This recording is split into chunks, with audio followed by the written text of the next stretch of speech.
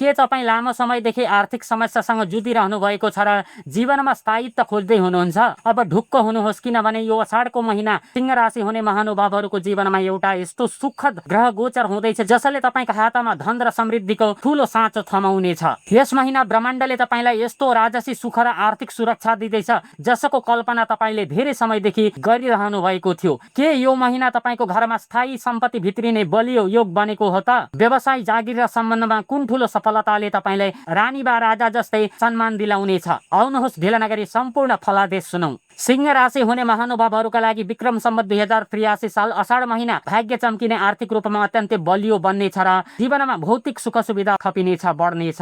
ज्योतिषीय दृष्टिकोणले हेर्दा यो महिना तपाईँको राशि र धनस्थानमा शुभ ग्रहहरूको पूर्ण दृष्टि रहनेछ जसले तपाईँलाई दीर्घकालीन लाभ र मानसिक शान्ति प्रदान गर्नेछ।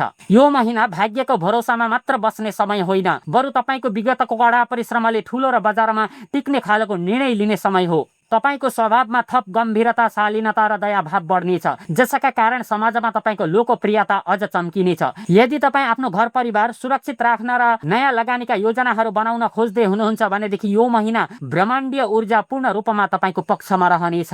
तपाईले थालेका हरेक व्यावहारिक पाइलाहरूले सफलताको नयाँ उचाइ छुनेछन्। करियर र व्यापार व्यवसाय, करियरको दृष्टिकोणले असार महिना सिंह राशिको लागि सुखद र आर्थिक रूपमा फलदायी रहनेछ। यदि तपाईँ व्यापार व्यवसायमा हुनुहुन्छ भनेदेखि विशेष गरी भूमि, कृषि वा पुराना बहुमूल्य धातु इत्यादि क्षेत्रमा संलग्न व्यक्तिहरूले यो महिना सोचे भन्दा धेरै गुणा बढी नाफा कमाउन सक्नुहुन्छ।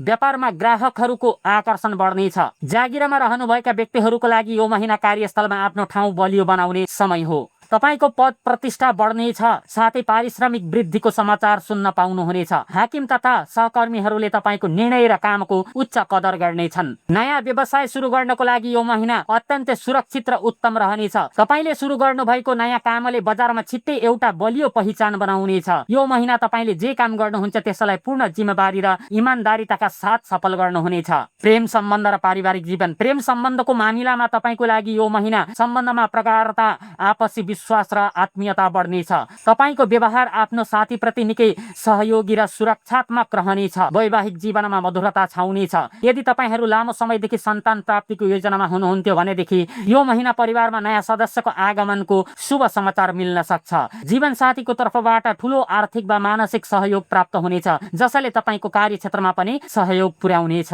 परिवारका सदस्यहरू बीचको आपसी सम्बन्ध निकै बलियो रहनेछ। घरमा कुनै धार्मिक वा माङ्गलिक कार्यको आयोजना हुन सक्छ। आफन्त र नाता गोतासँगको सम्बन्ध सुमधुर रहनेछ र घरमा पाहुनाहरूको आगमनले खुसीको वातावरण रहनेछ। स्वास्थ्य र आर्थिक स्थिति, स्वास्थ्यको दृष्टिकोणले यो महिना निकै सन्तोषजनक रहनेछ। तपाईले शारीरिक रूपमा आफूलाई अत्यन्तै स्वस्थ र तन्दुरुस्त महसुस गर्नुहुनेछ। मानसिक शान्ति उच्च रहनेछ र प्रकृतिसँग समय बिताउन तपाईलाई मन लाग्नेछ। यद्यपि मिठो खानपानको अवसर बढी मिल्ने हुनाले पेटको स्वास्थ्यमा भने थोरै सचेत रहनु उपयुक्त हुनेछ। आर्थिक रूपमा यो महिना तपाईको लागि महालक्ष्मीको कृपा भएको महिना साबित हुनेछ। धनको आगमन निरन्तर भइरहनेछ। पुराना रोकिएका पैसाहरू सहजै फिर्ता आउनेछन्। यो महिना तपाईले नयाँ घर जग्गा वा सवारी साधन जस्ता स्थायी सम्पत्ति जोड्नका लागि रकम लगानी गर्न सक्नुहुन्छ, जुन भविष्यको लागि अत्यन्तै फलदायी हुनेछ।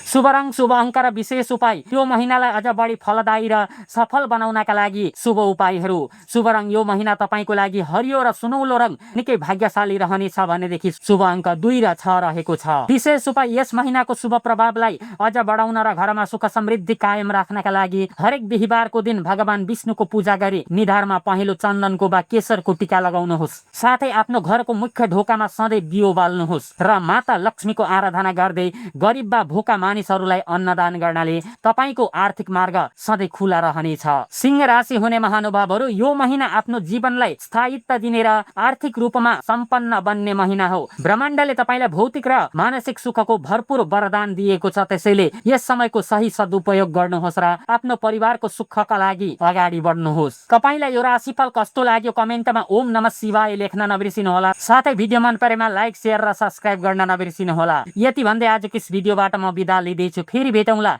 अर्को भिडियोमा। तबसम्मका लागि सुरक्षित रहनुहोस् र खुसी रहनुहोस्। राधे राधे।